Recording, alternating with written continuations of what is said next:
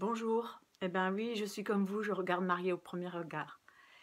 Je suis thérapeute, énergéticienne et j'accompagne, surtout les personnes qui ont été abusées.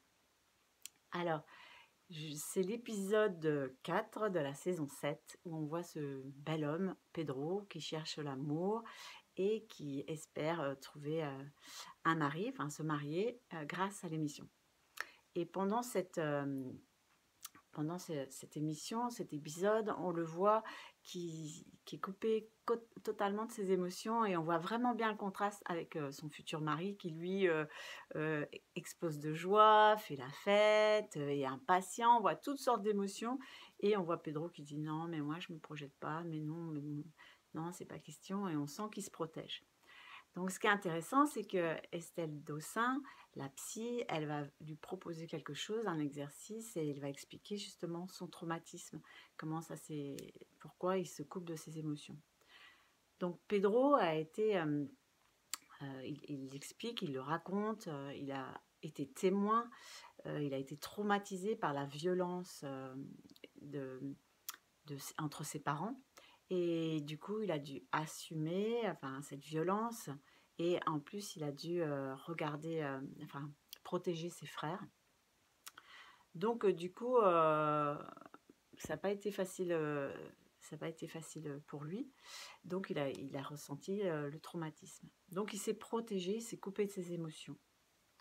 Alors elle va lui proposer un saladier pour mettre ses émotions négatives sur une balle et dans ce saladier, au fond, il y a un petit objet, en forme de cœur et il doit aller chercher son cœur dans le saladier et qu'est-ce qui se passe? C'est que les balles, elles sortent, d'un coup parce qu'il y a un trop-plein et ça montre bien que justement, ce qu'il a peur, c'est le débordement, de se faire envahir, déborder par un trop-plein d'émotions. Parce qu'en fait, il s'est figé et ses émotions pendant le trauma ont été cristallisées. Donc il ne sait plus faire la différence entre le passé et le présent. Donc ce qu'elle va lui proposer, c'est de faire le tri des émotions négatives du passé et des émotions, on va dire négatives, du présent. Et comme tous les candidats, en fait, il y a plein d'émotions, des peurs, des doutes, de l'incertitude, liées au fait de se marier avec un inconnu. C'est ce qui est tout à fait normal. Donc il va faire ce tri et il va pouvoir récupérer son cœur, cette fois-ci, tranquille, quoi. On voit dans l'émission qu'il est content d'avoir pu parler, de cette problématique. Apparemment, il n'a jamais été suivi, jamais accompagné et à la suite, on voit, il arrive enfin à se projeter, on voit de l'impatience, on voit de la joie aussi. Donc cette session de coaching thérapeutique, l'a vraiment, bien aidé.